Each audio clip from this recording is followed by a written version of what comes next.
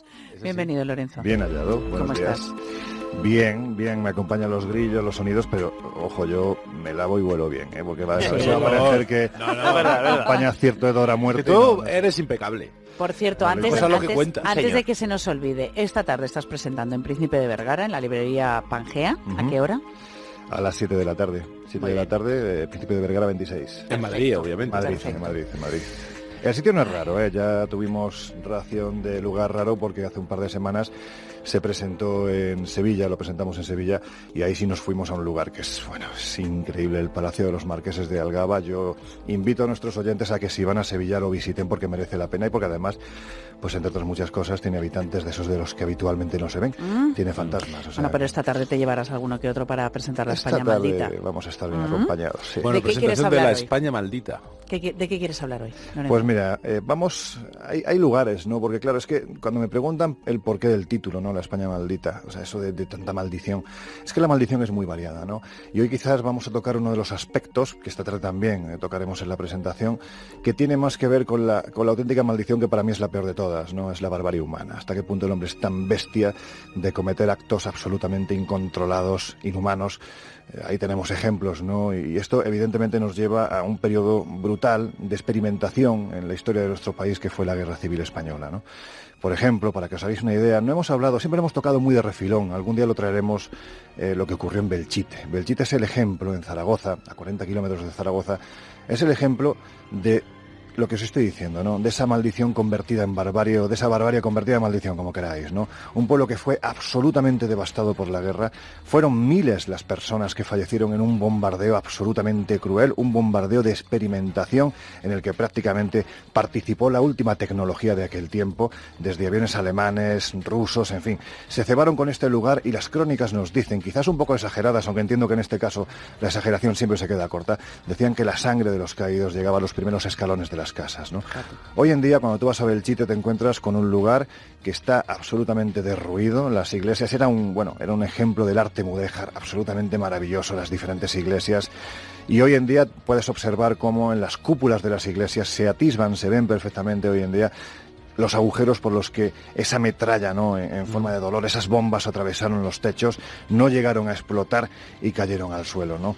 Es un museo de la paz, está bien, ¿no? Recordar que hay piedras con las que no debemos de volver a tropezar. Es un ejemplo, ¿no? Pero quizás el ejemplo menos conocido, os contaba lo de Belchite porque además es un templo a las psicofonías, ¿no? Allí se va la gente, graba psicofonías, en fin, se oyen voces muy raras. Claro. Compañeros de un programa de radio de los años 80, de Radio Heraldo Aragón, fueron allí a grabar, a hacer una emisión en directo y de repente se les empezó a colar de todo, sonidos de lo que se correspondería a un sobrevuelo de aviones muy bajo, voces, gritos, lamentos, en fin, el entorno similar a lo que podría ser el conflicto que allí se produjo, efectivamente, ¿no? Y además por gente que nada tenía que ver con estos temas. Bueno, pues quizás Belchite es el lugar más conocido, ¿no? Cuando hablamos de este tipo de fenómenos. El menos conocido es el que se encuentra en las alturas del Puerto del Escudo, donde termina Burgos y comienza Cantabria. Quien no lo conozca, yo siempre lo digo, para mí el Puerto del Escudo es el lugar, es el puerto más maravilloso de cuantos te puedas encontrar en España, porque atraviesas el valle del pantano del Ebro, empiezas a ascender la montaña y de repente te encuentras con esa caída, con un auténtico nido de águilas que te introduce ya en el Valle del Pas y en la tierra cántabra. Bueno, pues cuando uno atraviesa el Puerto del Escudo, cuando entra en Cantabria y te encuentras un cartelón enorme que pone Provincia de Cantabria, a la izquierda, yo siempre invito a la gente a que se pare, porque cubierto por la arboleda, en lo alto de un cerro hay un lugar absolutamente único y desconocido. Es una de las muchas pirámides que tenemos en España. ¿Es una pirámide? Sí, es la conocida como pirámide de los italianos. ¿Y por qué? ¿Y tú queriendo ir a Egipto? ¿Y por qué está, por qué no está más a la vista? ¿Está indicado, por ejemplo? No está indicado, hay alguna que otra vaca cabreada, con lo cual hay que intentar esquivarla para que no te enfile. Pero en lo alto de este cerro, asomándose al pantano del Ebro, está esta pirámide que recuerda lo que ocurrió el 14 de agosto del año 1937. Concretamente, estamos hablando de que varios militares, encabezados por Pietro Battison, el oficial de la división Litorio, estaban en este lugar siendo asediados por 22 batallones de republicanos. Bueno, pues al final del conflicto se tradujo en que 360 soldados y 12 oficiales italianos fallecieron en este lugar. Bueno, pues al terminar la guerra... 300. 372.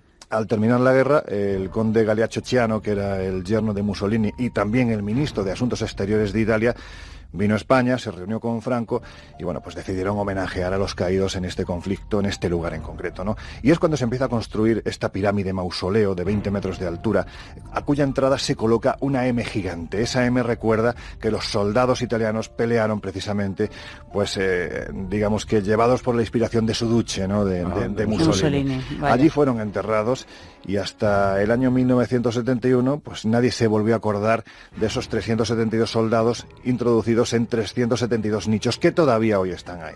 ¿Qué es lo que ocurre el 9 de mayo de 1971? Pues mirad, yo siempre lo digo, el destino negro en el que siempre hay que creer. Un autobús procedente de Italia asciende hasta el puerto del Escudo, llevando a familiares de los caídos en ese terrible agosto del 37 y a algunos de los supervivientes. Anda. Gente que no había muerto. Gente que había conseguido pues, sobrevivir y que iban a rendir homenaje a sus compañeros. ¿Qué es lo que ocurre una vez que se colocan las flores pertinentes, que se reza, que se hace una misa? Bueno, pues que el autobús desciende el puerto del Escudo. Quien haya bajado este puerto sabe perfectamente la pendiente que tiene. En ese lugar, el autobús empieza a perder los frenos y llega un momento en que se cae por un barranco de 100 metros. Lo que tiempo atrás no hizo la metralla, las bombas y los fusiles, lo acabó haciendo un terrible accidente que hizo que aquellos que habían sobrevivido a esta contienda finalmente fallecieran.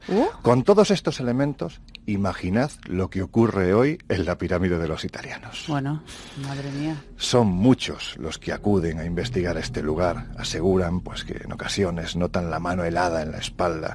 Aseguran oír voces, grabar voces, ver presencias. Es un sitio de los considerados más que maldito, tremendamente encantado. Yo siempre parto de la idea de que si el sufrimiento, el dolor queda en las paredes como si fuera una especie de vinilo, no queda concentrado, pues en lugares como estos, sin lugar a dudas, es donde uno, si aprieta el resorte oportuno, puede llegar a escucharlo. Y en este sitio se dice que se escucha.